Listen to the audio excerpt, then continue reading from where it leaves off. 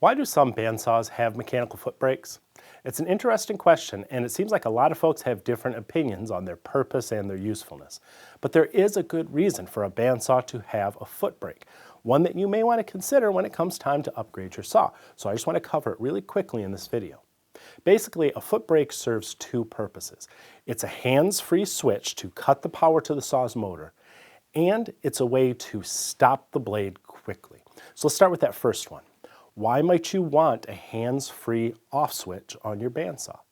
Well, it can be a matter of safety and of convenience. Unless you use your saw a lot, and you can automatically, without looking, find that off switch with your hand, you'll have to take your eyes off the moving blade to turn the machine off. Obviously, that's not ideal.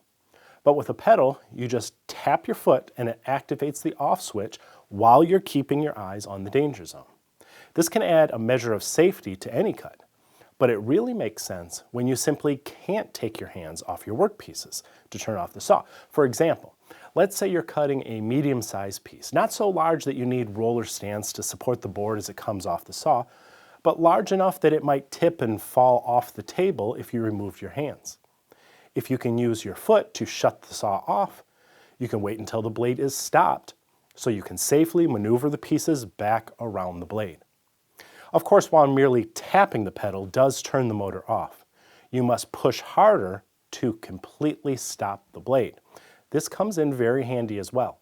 Depending on the size of your bandsaw and the weight of its wheels, it can take a surprisingly long time to stop the blade from moving.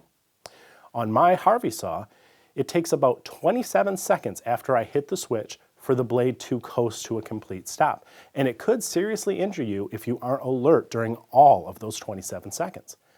But with a foot brake, I can comfortably stop that blade in about 2 seconds. That's a big difference.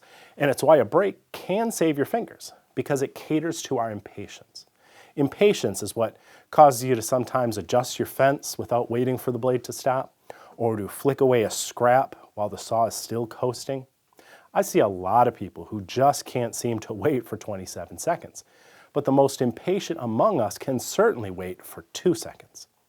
This especially pays off when we're making a lot of cuts with multiple adjustments or lots of little offcuts that must be cleared so they don't pile up or get stuck in that little opening around the blade and the throat. A foot brake is a real game changer in those situations, even in small scale production work that's common to hobby level shops. What a foot brake is not, though, is an emergency stop.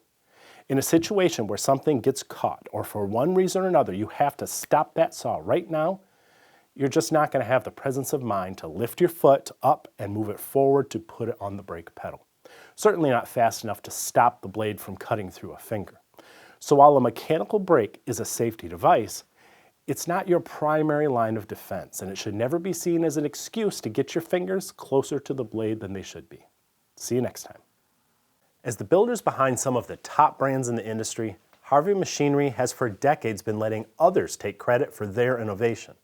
Now they've developed their own line of saws with the quality and features once reserved only for professional shops.